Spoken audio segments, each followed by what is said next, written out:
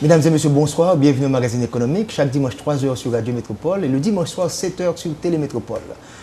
Nous allons parler d'université, d'enseignement supérieur, l'importance de l'économie du savoir, comment développer l'économie haïtienne à travers la recherche et le développement. Pour le faire, nous avons un invité de marque venant de l'extérieur. C'est M. Jean-Paul de Godemar, qui est recteur de l'Agence universitaire de la francophonie, qui est avec nous en Haïti pendant cette semaine pour discuter de tout cela. Donc, je vais mettre en ordre qui est M. de Godemar avant d'avoir une définition de l'AIES. Qu'est-ce que vous faites en quelque sorte? Qui êtes-vous, M. de Godemar? Alors, on pourrait répondre de multiples façons à cette question, mais si on se situe sur le plan universitaire, je suis économiste, je suis un ingénieur au départ, gagné par la passion de l'économie, et donc mon métier de base... C'est une tradition française. Gentilwall a fait peut-être le même chemin que vous, là. Oui, c'est ma génération et c'est effectivement un parcours très ingénieur, très, ensuite très, aller très vers semblable. Voilà. Et donc, alors je n'ai pas du tout la puissance scientifique de Jean Tirole. Bon, vous êtes quand même modeste. J'ai un parcours un peu différent, mais mon métier de base est le même. Je suis professeur de sciences économiques. Mon université de rattachement était l'université d'Aix-Marseille, dans le sud de la France. Et puis, comme je le dis parfois un peu en plaisantant, peut-être parce que je suis économiste, j'ai eu envie aussi d'aller voir en dehors de l'université comment l'économie réelle fonctionne. Et donc ça m'a amené à m'intéresser à un certain nombre de politiques publiques. Dans un premier temps, il y a déjà pas mal d'années, c'était la politique d'aménagement du territoire, à un moment où la France se lançait dans une régionalisation qui a modifié considérablement la structure territoriale française. Et puis à un moment aussi de restructuration de l'économie française. Et donc ça a été une étape pour moi importante qui m'a fait découvrir d'ailleurs l'importance des politiques publiques. Et puis j'avoue que j'y ai pris beaucoup à la fois d'intérêt et de plaisir. Et donc ça m'a donné envie de poursuivre. Même si j'ai fait le choix de revenir à l'université, qui est aussi une institution à laquelle je suis très attaché. Et puis on en parlera certainement, qui est évidemment... à mes yeux, un monde tout à fait essentiel. Bon, puis j'ai été pris, comme souvent dans ces cas-là, par des responsabilités au sein même de l'université, des responsabilités de doyen, des responsabilités de direction d'université, et puis ce qu'on appelle en France de recteur d'académie, c'est-à-dire au fond un rôle qui est un peu l'équivalent d'un ministre régional, c'est-à-dire le représentant du ministre de l'Éducation, de l'enseignement supérieur et de la recherche dans une région. Ce qui m'a permis d'ailleurs de m'intéresser à la politique publique d'éducation en général, on peut dire de la maternelle jusqu'au doctorat, en quelque sorte, et d'ailleurs découvrir l'importance des liens entre les différents segments du parcours éducatif, qui est une chose qu'on oublie souvent. On oublie parfois que l'université, elle repose aussi sur un système éducatif de base. Et donc, c'est un moment de ma vie où je me suis davantage consacré aux politiques publiques d'éducation dans plusieurs régions françaises, avec beaucoup de liaisons internationales, parce que les systèmes éducatifs, même s'ils sont nationaux, forcément ils se nourrissent aussi de ce qui se passe ailleurs dans le monde. Et puis ces dernières années, j'ai été auprès d'un certain nombre de grands responsables politiques français, auprès du Premier ministre, auprès du ministre français. L'actuel Premier ministre. Voilà. L'actuel Premier ministre, vous voulez dire? Monsieur Valls? Non, Monsieur Jean-Marc Ayrault, qui est aujourd'hui ministre des Affaires étrangères. Okay. Voilà. Et puis le ministre français de l'enseignement supérieur et de la recherche. Et depuis 6 mois, j'ai pris la tête de l'Agence universitaire de la francophonie, à la tête de laquelle j'ai été élu par les différents partenaires qui soutiennent cette agence. Et pour nous, Haïti est un point important parce que nous y avons une base solide depuis longtemps, qui est notre bureau régional. Et donc ma présence en Haïti est d'abord commandée par le souci de venir rencontrer notre équipe qui travaille ici. Et il se trouve que, c'est pas tout à fait un hasard d'ailleurs, que ça coïncide avec une semaine particulièrement importante en Haïti, qui a été consacrée à l'enseignement supérieur et à la recherche. Et je suis pour ma part très heureux que les autorités de ce pays et les acteurs concernés aient décidé de consacrer une semaine à la recherche et l'enseignement supérieur, le développement plus généralement, parce que je crois qu'il y a un lien absolument essentiel entre l'enseignement supérieur de la recherche et le développement. Mais lorsqu'on parle de l'AUF, c'est très populaire en Haïti, on connaît bien l'institution. Est-ce que vous pouvez définir pour nous ce que c'est l'AUF, de combien de pays vous êtes, qu'est-ce que vous faites en général? Alors l'AUF, c'est deux choses. La première, à mes yeux, la plus importante, c'est que c'est un réseau international d'universités. Nous accueillons dans nos rangs à ce jour 817 universités, très exactement. 817, donc c'est le plus gros réseau international d'universités. Sur les 5 continents, dans une centaine de pays. Et c'est un chiffre que je cite souvent parce qu'il montre que ce réseau international d'universités dépasse largement le cercle officiel de la francophonie, puisque le point commun de toutes ces universités, c'est de partager une langue, qui est la langue française, alors à des degrés divers, des universités complètement francophones, comme d'ailleurs il y en a en Haïti, et puis des universités qui sont plus partiellement francophones, c'est-à-dire qui ont simplement un certain nombre de filières d'enseignement. Parfois, dans certains pays, c'est essentiellement des gros départements d'études françaises. Donc, toutes ces universités ont la langue française en partage. Et nous sommes effectivement le plus gros réseau international, pas simplement en nombre de membres, mais aussi parce que nous sommes un opérateur. Un opérateur, et c'est le deuxième volet, nous sommes reconnus comme l'opérateur universitaire de l'Organisation internationale de la francophonie, donc une organisation internationale non gouvernementale qui pèse d'un poids important sur la scène internationale. Quelles sont les opérations que vous réalisez particulièrement dans le cas d'Haïti ? Alors dans le cas d'Haïti, il y a évidemment beaucoup d'opérations, surtout si on se reporte sur les 20 dernières années. Vous avez déjà 20 ans en Haïti ? Pardon ? Vous avez déjà 20 ans en Haïti ? Oui, peut-être même plus. On pourra vous préciser ça, mais en tout cas nous sommes là de longue date. Et c'est important parce que d'abord ça veut dire que nous avons, si j'ose dire, pris racine dans ce pays et que nous avons accompagné nos universités depuis longtemps. Alors il y a à la fois ce qu'on fait ou ce qu'on a fait et puis ce qu'on projette de faire. Alors ce que nous faisons, c'est nous essayons au fond d'apporter, parce que nous ne pouvons évidemment pas nous tout seuls résoudre tous les problèmes qui se posent à l'université, mais nous essayons d'apporter notre contribution sur les points qui nous paraissent les plus sensibles et ceux qui commandent probablement le plus l'avenir de l'université. En particulier, nous avons une opération qui est pour nous très importante, qui a été la création d'un collège doctoral qui est destiné par la coopération interuniversitaire qu'elle amène, notamment la coopération entre les grandes universités haïtiennes, à doter nos jeunes doctorants d'un mode d'accompagnement qui leur permette de réaliser leur thèse dans les meilleures conditions possibles, de façon à ce que la qualité des doctorats obtenus soit la meilleure possible. Parce qu'une de nos convictions, c'est que l'université doit se tirer par le haut. S'il n'y a pas notamment un potentiel de recherche extrêmement bien structuré, bien organisé, solide, l'enseignement supérieur court le risque de dépérir et de devenir un enseignement pas à la hauteur de ses ambitions.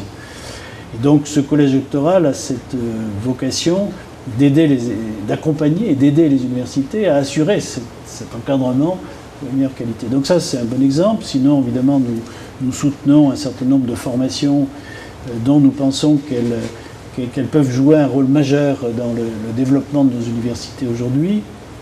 Et puis nous sommes en train de réfléchir, et c'est peut-être là-dessus qu'il est intéressant de s'exprimer, sur les perspectives, et en particulier par rapport à ce qu'est l'université haïtienne aujourd'hui et ce que l'on peut souhaiter qu'elle soit. Bon.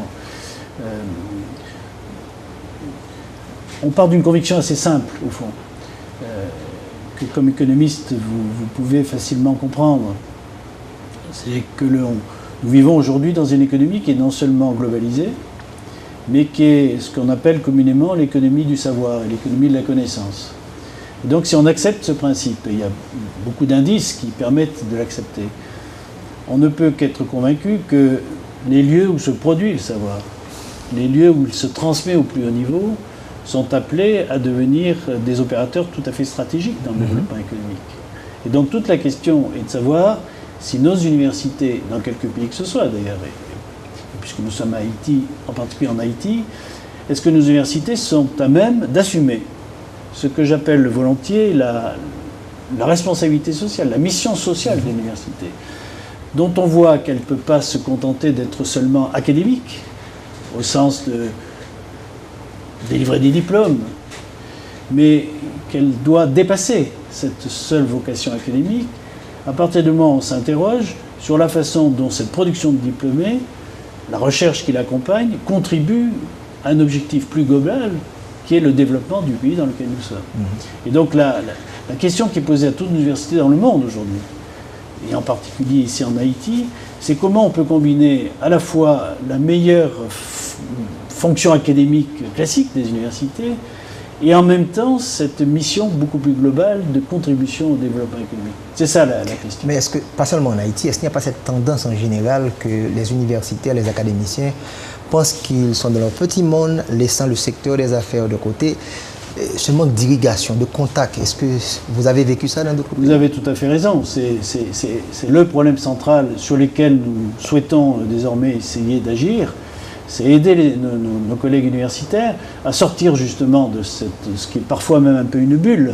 Hein, pour non pas renoncer à leurs objectifs scientifiques, mais les replonger ou les recontextualiser en quelque sorte dans un pays qui est comme ici, qui est face à de redoutables problèmes de développement.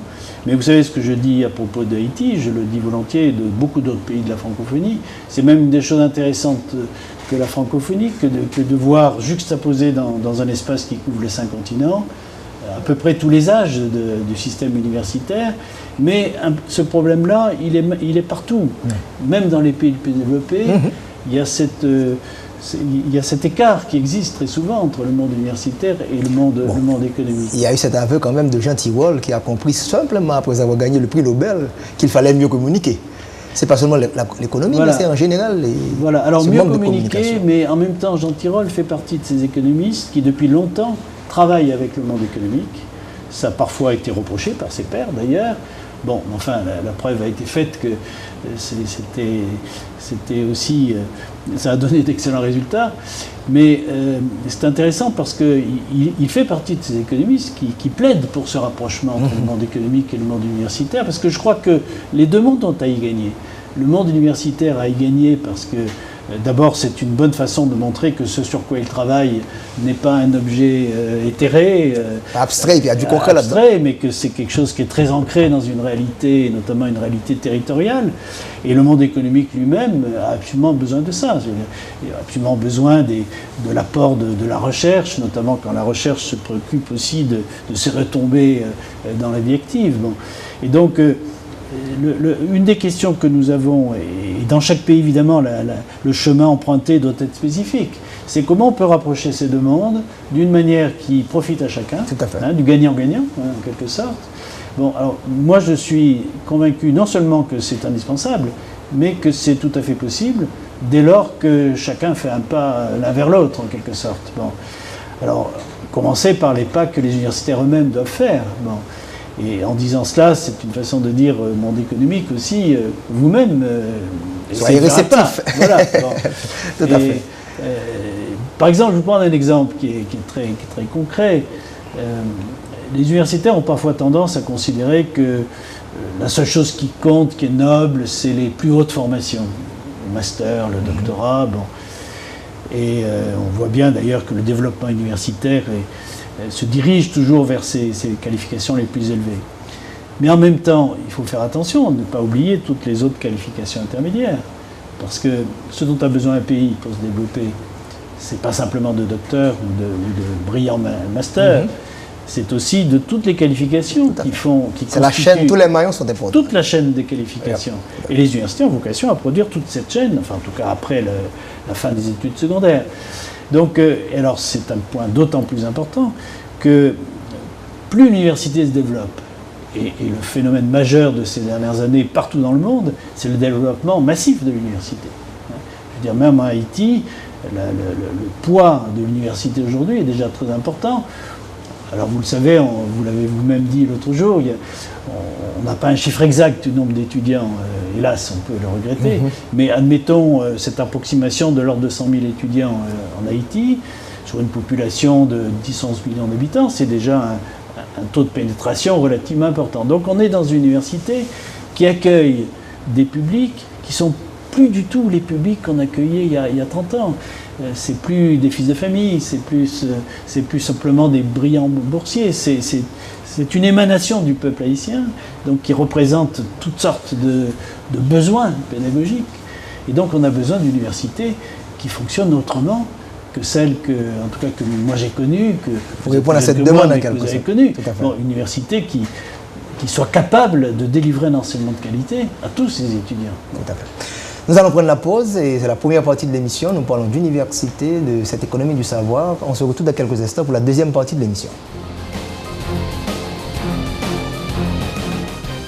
T'aimes raconter nous histoire qui a la banque pour changer l'argent papier en pièce monnaie. Bonjour messieurs. Bonjour. T'as aimé changer l'argent ça yo en pièce monnaie s'il vous plaît. Désolé madame, pas de monnaie. Hein? Mes amis à toi, à qui sa banque ça utile même. Li pas jamais gen monnaie, ça fait me songer problème te gen à qui on client. Client, pas gen monnaie de goud et demi, pour ti surette pour passer dans bouche là. Chéri amour, c'est pas l'argent, mais monnaie en pièces c'est l'argent.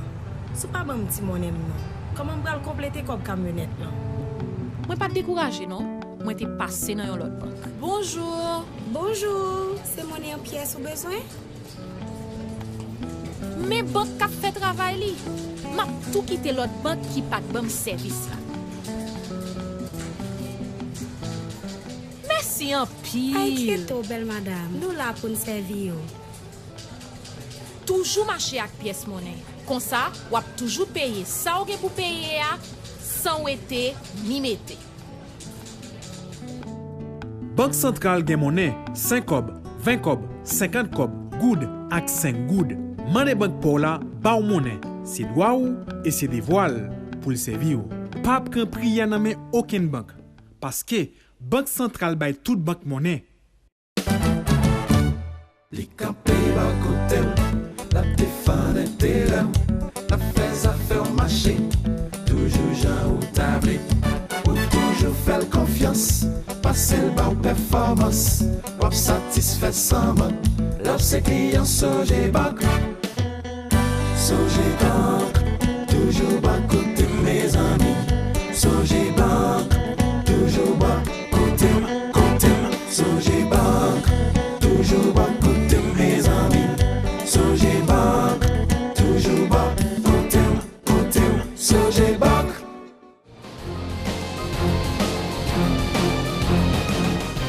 Je vous rappelle que vous suivez le magazine économique sur Radio Métropole chaque dimanche à 3h, sur Télémétropole, le rendez-vous économique le dimanche soir à 7h. Nous parlons aujourd'hui d'université, d'enseignement supérieur, d'économie du savoir, le monde qui devient de plus en plus complexe. On a besoin vraiment de chercheurs. Monsieur Jean-Paul Godemar, nous avons eu la première partie pour expliquer vraiment l'importance de tout cela à travers le monde, l'AUF. Mais vous êtes en Haïti cette semaine pour une cause bien définie. Qu'est-ce qui vous a amené dans le pays cette semaine? Alors il y a deux choses. D'abord la première, c'est cette semaine consacrée à la recherche, au développement, à l'enseignement supérieur. Et je crois que c'est évidemment une excellente circonstance, un bon hasard on va dire, mais qui me réjouit parce que quand un pays décide de consacrer une semaine à ces questions aussi importantes, ça veut dire que c'est un sujet qui est pris au sérieux et donc pour nous c'est essentiel de pouvoir y participer. Et puis la deuxième raison, c'est que j'ai pris mes fonctions de recteur de l'AUF il y a 6 mois maintenant et que je fais le tour de toutes nos délégations. Donc c'est votre première visite comme recteur de l'AUF? Alors c'est ma première visite en Haïti comme recteur de l'AUF, c'est ça. Absolument. Par contre j'ai eu l'occasion de venir en Haïti déjà dans d'autres circonstances. Oui.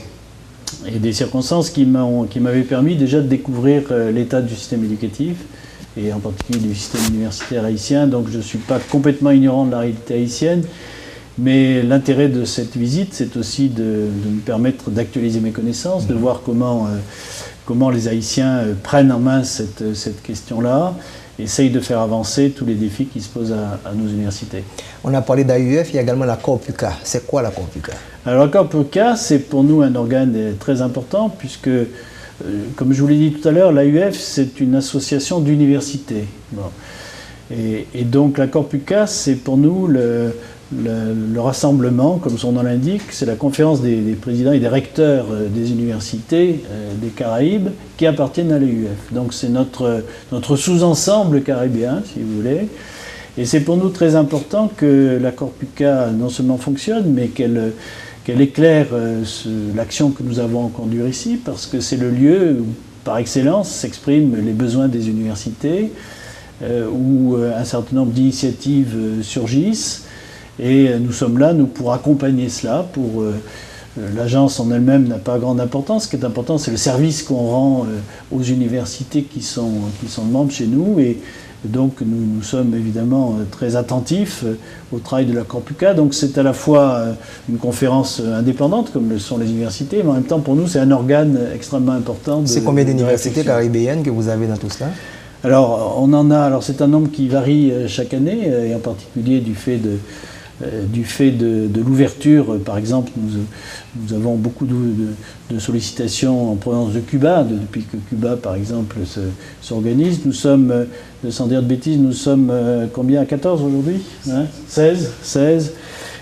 Donc 16 universités, dont une bonne partie, évidemment, se situe en Haïti.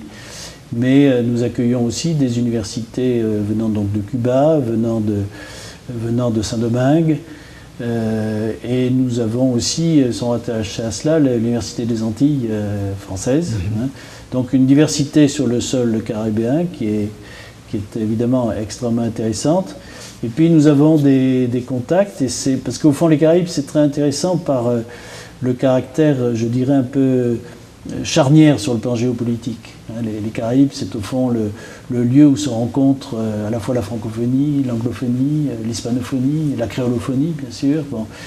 Et donc il y a une dimension multiculturelle et multilinguistique qui est très importante, et qui fait d'ailleurs que nous allons lancer ces jours-ci un projet qui est pour nous à la fois très symbolique et très important de ce que nous voulons faire, qui est cette chaire d'études caribéennes qui est née justement dans les rangs de la Corpuca, qui est destinée justement à focaliser au fond du travail à la fois transdisciplinaire, à la fois interuniversitaire, qui soit un point commun, un point de rencontre entre les différentes universités des Caraïbes, et puis aussi multiculturel et multilinguistique, qui exploite au fond toutes les potentialités scientifiques et culturelles d'espèces de carrefour de civilisation que constituent les Caraïbes.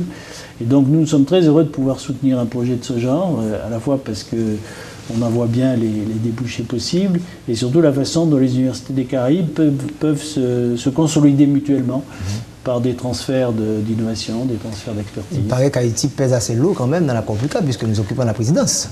Absolument. Haïti pèse lourd, à la fois dans le nombre de membres. C'est né en Haïti. En plus, la présidence est assumée par quelqu'un qui joue un rôle très important en Haïti, comme président de l'université Quisqueya. Bon, donc tout ça donne à Haïti un rôle de leader dans cette affaire. Et évidemment, ça fait partie aussi des choses qui nous intéressent. Vous lancez une chaire sur la Caraïbe. Est-ce une simple coïncidence que cette semaine en Haïti, qu'il y a Caribbean Studies Association, quelques 600 chercheurs à travers le monde qui se retrouvent ici, dans la capitale haïtienne, pour discuter des problèmes? C'est pas tout à fait une coïncidence, c'est-à-dire qu'on a fait en sorte de faire coïncider, je dirais, plusieurs événements, à la fois cette grande rencontre de la CSA. Du coup, la Corpuca a estimé que c'était intéressant de se réunir au même moment. Et c'est une façon aussi de donner un écho encore plus important à ce projet de chaire, notamment, puisque ça permettra de la présenter devant ce public élargi qui est celui de la CSA. Et c'est pas non plus tout à fait un hasard que j'ai décidé de venir à Haïti cette semaine pour... Vous avez tout arrangé pour dire, de faire d'Haïti la capitale de l'enseignement supérieur de la Caraïbe cette semaine. On peut dire ça. Ça, c'est vraiment fort et merci, parce que cette lumière est bonne dans la mesure où il y a des chercheurs à travers le monde venant d'Australie ici. Je pense qu'on aurait pu utiliser ça beaucoup plus pour renforcer les liens et mettre tout ça. Maintenant, cette chaire que vous allez mettre en place, et Comment ça se fait? C'est dans chaque université qu'on aura les discussions sur les Non, problèmes? alors il y a un profil qui a été défini pour cette chaire. Il va falloir mettre en place évidemment les organes animant cette chaire. Et puis il y aura un peu plus tard à l'automne le choix du titulaire de la chaire, celui qui sera la personne qui conduira les travaux correspondants. Donc ce qui est important cette semaine, ça va être l'annonce et la décision effective de création de chaire. Bon, et ensuite, dans les mois qui viennent, le dispositif va se mettre en place effectivement. Donc c'est effectivement une étape importante dont on voit qu'elle est à la fois intéressante sur le plan scientifique, intéressante sur le plan symbolique, sur le plan du rayonnement. Et c'est une des initiatives qui est intéressante à mettre en avant, mais qui ne doit pas non plus faire oublier toutes les autres questions qui se posent à nos universités, qui sont des questions qui se posent pas seulement à nos universités, mais qui se posent, je dirais, à tous les acteurs concernés. Des questions qui se posent à l'État haïtien, des questions qui se posent au monde économique haïtien, une question qui se pose aux universités elles-mêmes. Je l'ai évoqué pour les universités, et notamment les universités membres avec lesquelles nous réfléchissons beaucoup sur ces questions, mais il est clair que la question est posée à l'ensemble des acteurs d'Haïti. Est-ce que l'on donne, oui ou non, à l'enseignement supérieur et à la recherche la place qu'il mérite, et dans une dynamique d'ensemble qui fait à la fois que l'on reconnaît, qu'on soutient à la hauteur nécessaire cet enseignement supérieur et la recherche, mais en même temps où on aide l'université à ouvrir ses portes, à sortir de cette bulle dont nous parlions tout à l'heure, et à nouer des liens avec son environnement économique qui actuellement n'existe que de manière très insuffisante. Il y a un enjeu majeur pour les jeunes haïtiens, et ça renvoie à des questions que vous connaissez parfaitement bien, qui est la nature du modèle économique haïtien. Plus nous produisons de diplômés haïtiens, plus la question se pose du rapport qui existe entre la nature de ces diplômes, les champs correspondants, et puis la manière dont l'économie haïtienne se développe. Et ce qui nous préoccupe beaucoup, c'est ce risque que l'on voit se manifester dans beaucoup de pays, et dont je ne suis pas sûr que Haïti soit exempt, qui est ce risque de grand écart entre, d'un côté, une dynamique universitaire qui produit les diplômés qu'on connaît, et puis de l'autre une dynamique économique, et que, au lieu de se rapprocher, ces deux mondes s'écartent de plus en plus. En particulier parce que le risque, c'est qu'on ait de plus en plus de jeunes diplômés haïtiens qui, une fois sortis de leurs études, se heurtent à une réalité dans laquelle ils ne trouvent pas leur place, ce qui peut les amener à toutes sortes de comportements, soit s'en aller, partir. Jusqu'à la délinquance. Hein, ce que font beaucoup d'entre eux. Cette fuite de cerveau qu'on avait. Voilà. Soit rester, mais rester dans des conditions qui ne leur conviennent pas, ou en tout cas qui n'ont guère de correspondance avec ce qu'ils ont pu faire. Bon, et donc toute la question, c'est de savoir comment on réduit ce grand écart. Donc il y a un travail à faire de la part des universités elles-mêmes pour adapter leur offre de formation de meilleure façon, mais il y a aussi un travail, ce travail de rapprochement dont je parlais tout à l'heure, et puis aussi peut-être cette incitation à ce que les jeunes haïtiens puissent aussi penser leur avenir à eux comme créateurs d'activités, pas simplement dans l'attente d'un emploi dans leur fonction publique ou dans les grands groupes susceptibles de les employer. Parce que bien sûr c'est une partie de la solution au problème, mais on sait très bien que c'est pas la fonction publique haïtienne qui va absorber tous ces diplômés, c'est pas les quelques grands groupes structurés qui peuvent le faire. Et donc on a besoin de trouver d'autres pistes. Et l'autre piste, c'est notamment la création d'activités. Je sais que dans les pays les plus avancés, c'est beaucoup plus facile à comprendre que l'investissement dans l'université, ça va permettre d'avoir la productivité, la compétitivité.